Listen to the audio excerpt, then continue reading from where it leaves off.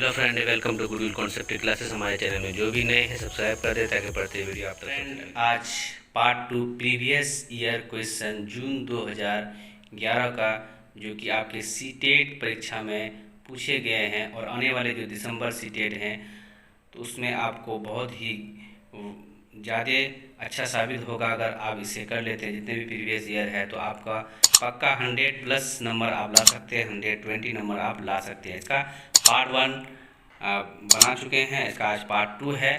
आप इसे अंत तक ज़रूर देखें और पार्ट 1 के लिए डिस्क्रिप्शन में लिंक दिया हुआ है। हमारे चैनल के प्लेलिस्ट में जाएं, वहां से आपको पार्ट 1 मिल जाएगा। तो आज का जो जून 2011 का प्रीवियस ईयर सीटेट का जो प्रश्न है वो है, कृतिका अक्सर घर में ज़्यादा बात नहीं करती लेकिन विद्यालय में काफ़ी बात करती है, यह दर्शाता है कि। तो यह क्या दर्शाता है? तो इसका पहला ऑप्शन है, शिक्षकों की मांग होती है कि बच्चों विद्यालय में खूब बातें करें।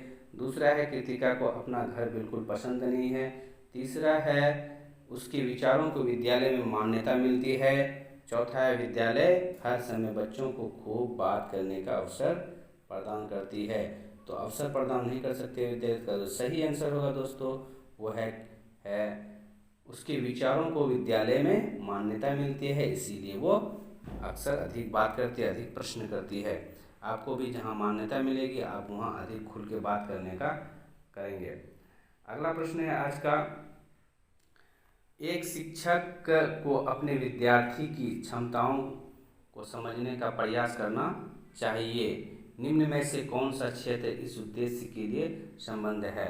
तो सामाजिक दर्शन, मीडिया मनोविज्ञान, शिक्षा मनोविज्ञान और शिक्षा शास्त्र। तो इसमें कौन सा होगा सही आंसर? इसका तो सही आंसर होगा दोस्तों वो होगा सी, शिक्षा मनोविज्ञान। शिक्षा मनोविज्ञान शिक्षा परिस्थितियों और बालक के व्यवहार का अध्ययन करके शिक्षण अधिगम प्रक्रिया को सरल और सुगम बनाता है दोस्तों।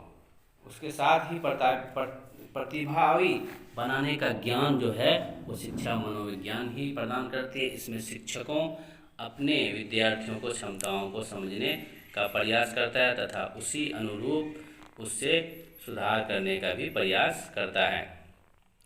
आज का अगला और 18वां प्रश्न है, सीखने की प्रक्रिया में अभिप्रेरणा। तो सीखने की जो प्रक्रिया में अभिप्रेरणा है वो क्या है? पहला है, पिछले सीखे हुए को नए अधिगम से अलग करना।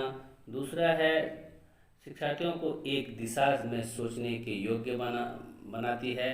शिक्षार्थियों में सीखने के प्रति रुचि का विकास करती है। और अगला ऑप्शन है आपका, शिक्षार्थियों की स्मरण शक्ति को पैना करती है।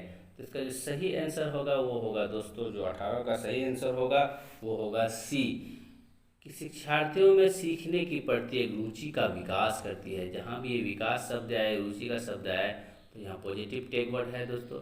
आज का अगला और 19वां प्रश्न है,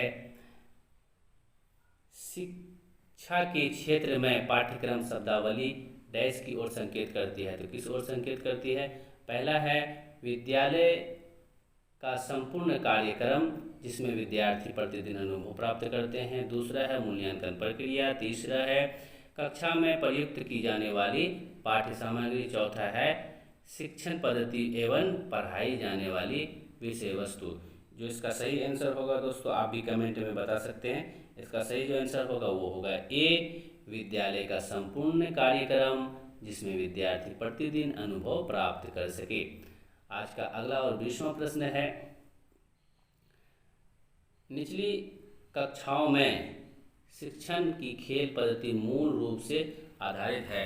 तो जो आधारित है मूल रूप से शिक्षण पद्धति के सिद्धांतों पर आधारित है, या विकास एवं वृद्धि के मनोवैज्ञानिक सिद्धांतों पर आधारित है, या शिक्षा के समाज शास्त्रीय सिद्धांतों पर आधारित है, या शारीरिक शिक्षा कार्यक्रम के सिद्धांतों पर आधारित है। तो इसका जो सही आंसर होगा दोस्तों वो होगा आंसर बी, इसका सही होगा कि विकास एवं वृद्धि के मनोवैज्ञानिक पर आधारित है। निचली कक्षाओं के जो बच्चे होते हैं, शिक्षण जो होती है खेल पद्धति और मूल रूप से विकास में वृद्धि के मनोविज्ञान सिद्धांत पर आधारित होती है। क्योंकि छोटे जो बच्चे होते हैं वो खेल से अधिक समझ में आती है, क्योंकि छोटे बच्चे को सीखने के, याद रखने की, जानकारी का जो प्रतीक होता है बनाने का, समस्याओं को हल करने की जो क्षमता सामान्य स्तर पर होती है, इसलिए उसको खेल पद्धति चाहिए। इसलिए निचली कक्षाओं की जो शिक्षा खेल पद्धति जो होता है, खेल पद्धति मूल रूप से विकास और वृद्धि में मनोविज्ञान सिद्धांत पर ये आधारित है। दोस्तों, आज का अगला प्रश्न है, 21वां प्रश्न है आज का। एक बच्चा अतीत से समान परिस्थिति में की गई अनुक्रिया के आधार पर नई परिस्थिति के प्रति अनुक्रिया करता है, यह किससे संबंधित है? ये किससे संबंधित है? सीखने का प्रभाव से संबंधित है, या फिर सीखने की प्रक्रिया का अभिवृत्ति नियम से प्रभावित है, या फिर सीखने का तत्परता से संबंधित है, या अगला सीखने का सदस्यता से संबंधित है। तो इसका जो होगा सीखने से सदस्यता, क्योंकि एक बच्चा जो है जितना सुन के नहीं सीख सकता है उतना वो सीखने की सदस्यता, अगर कोई कुछ कर रहे हैं उसको देखने के बाद वो अपने आप वो सीख जाते हैं। तो इसका आंसर डी होगा, सीखने की सदस्य नियम के अनुसार। आज का अगला प्रश्न है, प्रतिभाशाली होने का संकेत नहीं है। तो 4 ऑप्शन है, क्या ऐसा संकेत है जो कि प्रतिभाशाली बच्चा को नहीं बनाती है? दूसरों के साथ झगड़ना, ये तो बिल्कुल नहीं होगा। अभिव्यक्ति में नवीनता, और तीसरा है जिज्ञासा, सृजनात्मक विचार। तो प्रतिभाशाली का संकेत नहीं है, तो इसका जो आंसर होगा दोस्तों वो पहला ही होना चाहिए। ठीक है, इसका आंसर जो है पहला ही है। दूसरों के साथ झगड़ना कोई प्रतिभा का ये संकेत नहीं है। ये प्रतिभाशाली बच्चे कभी दूसरों से झगड़ते नहीं हैं, वो जिज्ञासु होते हैं, समस्या को हल करने वाले होते हैं, दूसरों के साथ मिलजुल के रहते हैं। अगला जो प्रश्न है, विशेष आवश्यकता वाले बच्चों को शिक्षा उपलब्ध कराई जानी चाहिए। तो शिक्षा उपलब्ध करानी जानी चाहिए किस तरह का? तो विशेष विद्यालयों में विशेष बच्चों के लिए विकसित पद्धतियों द्वारा विशेष विद्यालयों में की जानी चाहिए, या विशेष विद्यालयों में शिक्षकों द्वारा की जानी चाहिए, या अन्य सामान्य बच्चों के साथ किया जाना चाहिए। तो इसका जो सही आंसर होगा दोस्तों वो होगा आंसर डी, कि अन्य सामान्य बच्चों के साथ, जो विशेष बच्चे हैं उसके साथ ही उसको बैठाना चाहिए। कि राष्ट्रीय पाठ्यक्रम रूपरेखा 2005 एनसीएफ 2005 में एक बात की गई है कि समावेशी शिक्षा के अंतर्गत वो सभी बच्चे एक साथ मिलकर पढ़ सकते हैं। अगला है 24 नंबर में कि आकलन को उपयोगी और रोचक प्रक्रिया बनाने के लिए डैश के प्रति सचेत होना चाहिए।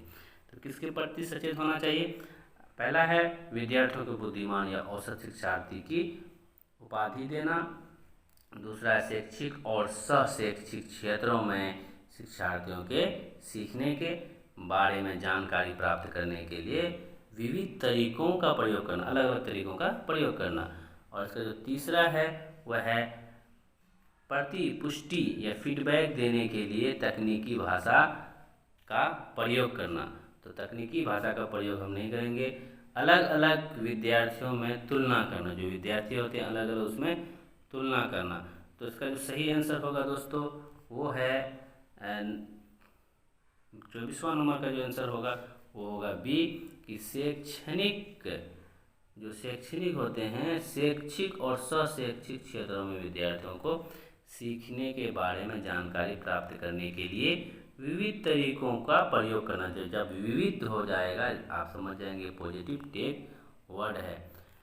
अगला और आज का 25वां प्रश्न है, डिसलेक्सिया किससे संबंधित है? तो डिसलेक्सिया जो एक बीमारी है किससे संबंधित है? 25 का जो आंसर होगा वो है बी, पठन विकार है। डिसलेक्सिया पठन विकार है। ये होता है डिस्ग्राफिया जो कि लिखने से संबंधित होता है।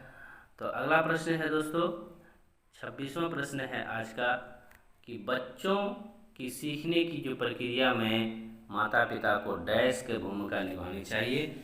तो अग्रोन्मुखी भूमिका निभानी चाहिए, सहानुभूतिपूर्ण भूमिका निभाना चाहिए, तटस्थ भूमिका निभाना चाहिए, नकारात्मक। तो नकारात्मक होना नहीं चाहिए, सहानुभूति भी नहीं होना चाहिए। तो इसमें जो सही आंसर होगा अग्रोन्मुखी भूमिका निभाना चाहिए। बच्चों को शिक्षा देने के लिए, बच्चों को सिखाने के लिए हमेशा माता पिता को आगे रहना चाहिए किसी भी परिस्थिति में। तो अगला जो प्रश्न है दोस्तों 27 नंबर है, विकास कभी न समाप्त होने वाली प्रक्रिया है, यह विचार किससे संबंधित है? निरंतरता का सिद्धांत से या एकीकरण के सिद्धांत से, अंतःक्रिया का सिद्धांत से या अंतर संबंधी सिद्धांत से? इसका जो सही आंसर होगा वो है ए दोस्तों। तो इसका जो ए है, विकास कभी जो न समाप्त होने वाली एक प्रक्रिया है, यह विचार निरंतरता का सिद्धांत से संबंधित है। आज का अगला और 28वां प्रश्न है, सीखने के अंतर्दृष्टि को किसने बढ़ावा दिया? तो सीखने की जो अंतर्दृष्टि किसने बढ़ावा दिया था? पावलो ने, जीन पियाजे ने, वाइगोस्की ने, और अगला जो है गेस्टाल्ट सिद्धांतवादी ने। तो इसका जो सही आंसर है दोस्तों वो है डी, गेस्टाल्ट सिद्धांतवादी ने इसका विचार किया था, सीखने का बढ़ावा दिया था। और जो अगला प्रश्न है 29वां प्रश्न है आज का, वो है निम्नलिखित में से किस अवस्था में बच्चे समावयस्क समूह के सक्रिय सदस्य हो जाते हैं? जो वयस्क होते हैं उसके सदस्य हो जाते हैं। तो किस अवस्था में होते हैं? इसका पहला आंसर है वह प्रौढ़ अवस्था, पूर्व बाल अवस्था या बाल अवस्था या किशोर अवस्था। जो इसका सही आंसर होगा वो होगा डी, जिस किशोर अवस्था में बच्चे क्या होते हैं? वयस्क के सामूहिक एक सदस्य हो जाते हैं। किशोर अवस्था में जो है बच्चे अपने वयस्क का समूह के सक्रिय सदस्य हो जाते हैं, उसको सोच समझ एक विकसित हो जाते हैं किशोर अवस्था में। अगला और आज का अंतिम प्रश्न है दोस्तों, बच्चों के बौद्धिक विकास की 4 विशिष्ट अवस्थाओं की पहचान की गई है। 4 अवस्था होती है बच्चों की, तो कौन की है जो 4 अवस्था जो है पहचान किसने की है? तो एरिक्सन द्वारा की गई है, स्किनर द्वारा की गई है, पियाजे द्वारा की गई है, कोहलबर्ग के द्वारा की गई है। तो इसका जो सही आंसर होगा दोस्तों वो होगा सी, पियाजे द्वारा 4 अवस्था का पहचान की गई है।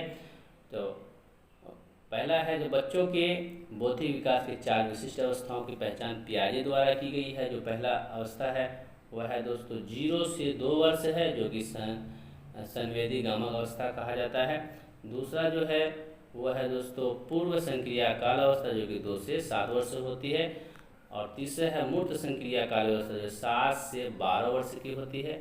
और जो चौथा है वो औपचारिक संक्रिया काल अवस्था, जो कि 12 से 18 वर्ष का है।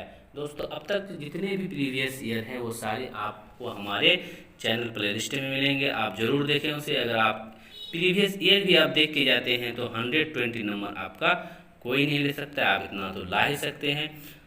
दोस्तों अगर हमारा वीडियो अच्छा लगे तो लाइक करें, अगला वीडियो में शेयर करें और सब्सक्राइब करें, बेल आइकॉन को ज़रूर दबाएं ताकि अगले वीडियो का नोटिफिकेशन आप तक पहुंच सके।